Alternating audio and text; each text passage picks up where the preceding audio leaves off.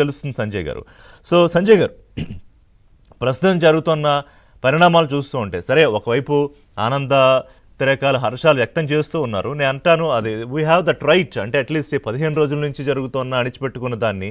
కానీ పుల్లార గారు చెప్పిన దాంట్లో ఒక వ్యాలిడ్ పాయింట్ ఏంటంటే అయిపోలేదు. I mean this is just the beginning. అంటే పాకిస్తాన్కి అమెరికా మ్యూట్ అయిపోండి అని చెప్పినా, లేకపోతే ఇజ్రాయెల్, అమెరికా, జపాన్, రష్యా లాంటి దేశాలు భారత్కి పూర్తిగా మద్దతు ఇస్తున్నా చైనా పాకిస్తాన్ వైపు నిలబడింది, చాలా క్లియర్గా ఓపెన్గా చెప్పింది. కానీ ఇప్పుడు అమెరికా మాట విని పాకిస్తాన్ సైలెంట్ అవుతుందా, లేకపోతే ప్రస్తుతం అక్కడ తీసుకుంటున్న యుద్ధ సన్నాహక చర్యల్లో భాగంగానే ఈ ఎమర్జెన్సీగా చూడాల్సిన పరిస్థితి ఉంటుందా? మనం ఉగ్రవాదుల్ని దాడి చేస్తే ఏ కారణంతో పాకిస్తాన్ భారత్ మీద ప్రతీకార చర్యకి దిగుతుంది సంజయ్ గారు? ఒకటండి, చాలా మంది సెలబ్రేట్ చేసుకుంటున్నారు ఇండియాలో అన్నది మీరు చెప్పినట్టు. సామాన్య వాళ్ళకి తెలిసిన విధంగా చేస్తారండి. కానీ దాన్ని మనం ఎలా చిత్రీకరిస్తాం అన్న దాని మీద కూడా మనం ఆలోచించవచ్చండి. ఒక బాధ, ఒక దుగ్ధ నుంచి మాకు కొంత విముక్తి కలిగింది, కొంత ఉపశమనం కలిగింది అని కూడా దాన్ని మనం చూసుకోవచ్చండి. తర్వాత అనలిస్టులుగా మనం మాత్రం దీన్ని ఏమీ పెద్ద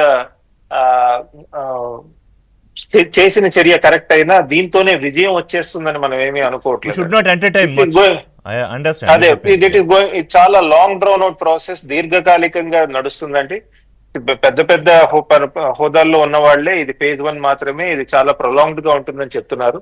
కాబట్టి ఆనందోత్సాహాలతో కేరింతలు కొడుతూ మనం ఏమి సెలబ్రేట్ చేయట్లేదు దీన్నేమి.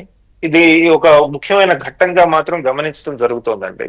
తర్వాత పాకిస్తాన్ ఎమర్జెన్సీ పెట్టింది. పాకిస్తాన్ మిలిటరీకి ఇది ఒక పెద్ద దెబ్బ, దీనికి ప్రతిస్పందించాలి. ఇందాక జనరల్ రావు గారు చెప్పినట్టు ఎట్లా ప్రతిస్పందిస్తారు, అసలు ఇటువంటి టార్గెట్స్ ని అటాక్ చేయదలుచుకుంటున్నారు వాళ్ళు ఇండియాలో, కష్టం అవుతుంది వాళ్ళకి. కాకపోతే రావు గారు చెప్పినట్టు ఈ మధ్య కాలంలో మిలిటరీ టెక్నాలజీలో పెద్ద ఎత్తున మార్పులు చేర్పులు వచ్చాయండి. పైలట్స్ ని పంపించకుండా ఈ డ్రోన్స్ ద్వారా వాటి ద్వారా అటాక్ జరుగుతున్నాయి. సో పాకిస్తాన్ ఏమన్నా డ్రోన్ బేస్డ్ అటాక్ చేస్తుందా అంటే, స్వామ్ ఆఫ్ డ్రోన్స్ అంటారు. అంటే చిన్న చిన్న డ్రోన్స్ తో పెద్ద ఎత్తున drones, large number of drones వచ్చి మన దేశంలో పట్టము, లేదా ఒక పెద్ద డ్రోన్ వితౌట్ పైలట్స్ వచ్చి సూసైడల్ అటాక్స్ వాళ్ళు కూడా చేయొచ్చండి. ఉదాహరణకి యుక్రెయిన్ వార్ కనుక మనం తీసుకుంటే, ఇరాన్ నుంచి డ్రోన్స్ కొనుక్కుని రష్యా యుక్రెయిన్ మీద వాడటం జరిగిందండి. అలానే టర్కీ వాళ్ళు కూడా పెద్ద ఎత్తున డ్రోన్స్ బాగా చేస్తారని పేరు. సో పాకిస్తాన్ కి టర్కీకి ఉన్న సన్నిహిత రిలేషన్స్ వల్ల వాళ్ళు ఏమన్నా పాకిస్తాన్ కి ఇంతకు ముందు ఇప్పటికే డ్రోన్స్ ఇచ్చారా అలాంటివి, అది కూడా మనం పరిగణలోకి తీసుకోవాలి. నా ఉద్దేశంలో ఇంకో 6-7 గంటల్లో మనకి తెలుస్తుందండి పాకిస్తాన్ ఎలా ప్రతిస్పందించబోతోంది అని. ఇవాళ సాయంత్రం నుంచి చీకటి పడినప్పటి నుంచి పాకిస్తాన్ ఎయిర్ ఫోర్స్ ఎలా బిహేవ్ చేస్తుంది, లేదా వాళ్ళ డ్రోన్స్ ఎలా బిహేవ్ చేస్తాయి, వాళ్ళ ఎయిర్ ఫోర్స్, ఆర్మీ ఇక్కడ నుంచి ప్రతి నిమిషం క్రూషియల్ అండ్ అప్రమత్తంగా ఉండాల్సిన పరిస్థితి.